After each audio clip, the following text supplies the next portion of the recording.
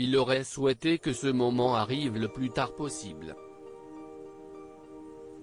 Ce dimanche 15 novembre 2020, Kev Adams a annoncé sur les réseaux sociaux le décès du seul grand-père qui lui restait. Si l'humoriste et comédien expose très peu sa famille, il a ainsi partagé pour l'occasion un magnifique cliché en compagnie de son grand-père. Le cœur lourd, il a dévoilé « Mon grand-père Daddy Roger a rejoint les anges cette semaine. Il a été pour moi un exemple de gentillesse, de classe, de générosité, d'humour et d'amour.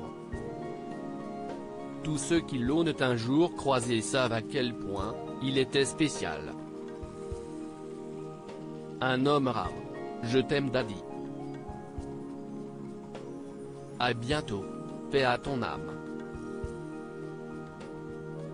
Dans une vidéo, il a également démontré que l'humour était de famille.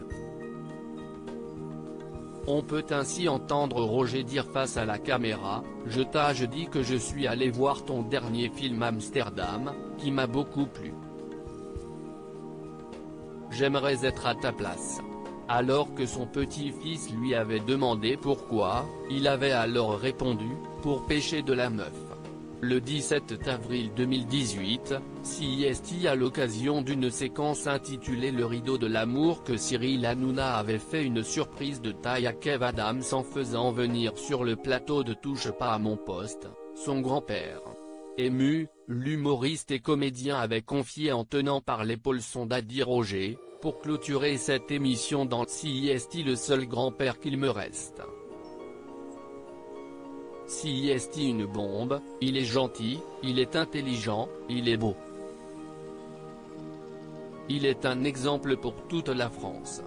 Du bruit pour Daddy Roger.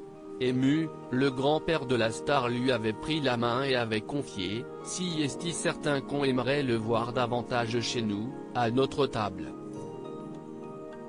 Malheureusement, enfin pas malheureusement, il a beaucoup de travail tout le temps, on l'excuse, on est très fier de lui.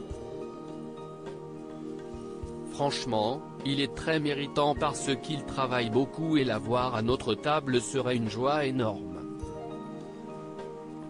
L'hommage de Kev Adams à son autre grand-père quelques années plus tôt, CIST à l'âge de 13 ans que l'humoriste avait perdu son grand-père maternel dont il était également très proche.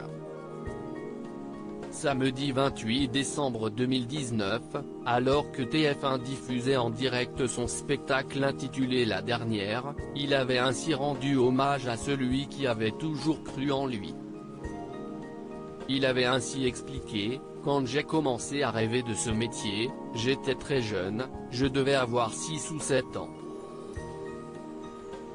Et je disais toujours à ma famille, un jour, je monterai sur scène, je ferai des sketchs, je ferai des films.